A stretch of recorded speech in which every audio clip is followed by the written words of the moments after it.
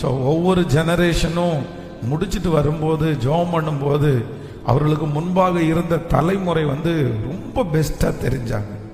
ஈசாக்குக்கு ஆபிரகாம் ரொம்ப பெருசாக தெரிஞ்சாரு. ஐயோ, ஆபிரகாம் என்னுடைய தகப்பனாருடைய விசுவாசமே வித்தியாசமான விசுவாசம்.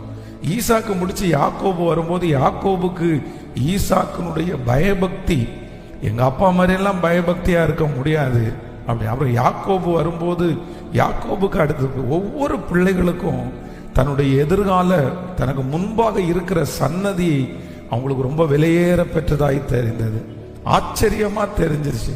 அப்ப நம்மளும் இந்த உலகத்தை விட்டு போகிறதற்கு முன்பாக ஆண்டவருடைய வருகை தாமதிக்குமானால் நம்ம ஒரு நல்ல சன்னதியாய் இந்த ஓட்டத்தை முடிக்கணும்.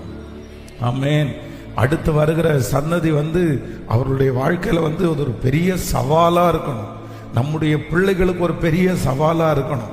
எங்க அப்பா இந்த மாதிரி ஒரு சூழ்நிலைய எப்படி கடந்து போவார், எங்க அம்மா இந்த மாதிரி ஒரு சூழ்நிலை வந்துச்சுன்னா எப்படி கடந்து போவாங்கன்னு நம்முடைய பிள்ளைகள் நம்மை குறித்து நினைக்கிற அளவிற்கு ஒரு சாட்சியான வாழ்க்கைய கர்த்தர் நமக்கு தரணும். ஏன்னா நம்ம அடுத்த ஒரு சன்னதியை வளர்க்கிறோம் என்கிறத நம்ம மறந்துடவே கூடாது. எப்பவுமே ஆண்டவருடைய பிள்ளைகள் அப்படிப்பட்ட ஒரு நற்பெயரோடு இந்த தேசத்தை விட்டு நாம் நமக்காய் நியமித்திருக்கிற நித்திய தேசத்திற்கு கடந்து போகணும். ஆமென். அப்ப நம்மளை இப்போ பிள்ளைகள் நம்மளை கவனிக்காதது மாதிரி தெரியும். நம்ம என்ன பண்றோம் அப்படின்னு நம்மளை கிண்டல் பண்றது மாதிரி தெரியும், இல்லைன்னா திட்டுறது மாதிரி தெரியும்.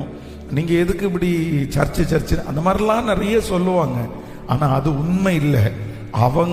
அவர்களை அறியாமலே நம்ம ஒரு விசுவாசத்தை அவங்களுக்குள்ள வளர்த்துறோம்.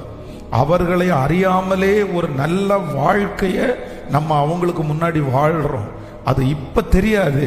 ஆனா ஒரு காலத்துல நம்ம ஒருவேளை இந்த உலகத்துல இல்லாம அவங்க இந்த உலகத்துல வாழ்ந்தா அப்ப சொல்லுவாங்க, இந்த சூழ்நிலையில என்னுடைய தகப்பனார் தாயார் இப்படி கடந்து போனாங்க, அவர்கள் தேவன்தான் என்னுடைய தேவன், அவர்கள் தேவன்தான் என்னுடைய தேவன். அப்போ இந்த தலைமுறைக்கு ஒரு நல்ல சன்னதியா ஆண்டவர் உங்களையும் என்னையும் கிருபையா வைக்கணும். ஆமென் சொல்லுகிறோம். ஒரு பயப்படுகிற தகப்பனாருக்கு, ஒரு பயப்படுகிற தாயாருக்கு, பயப்படுகிற பிள்ளைய தான் இந்த உலகத்துல நீங்க கொடுக்க முடியும். ஆனா அதே நேரத்துல தைரியம் உள்ள ஒரு தகப்பன் ஒரு தைரியம் உள்ள பிள்ளையை பெற்றெடுக்கிறான். அதனால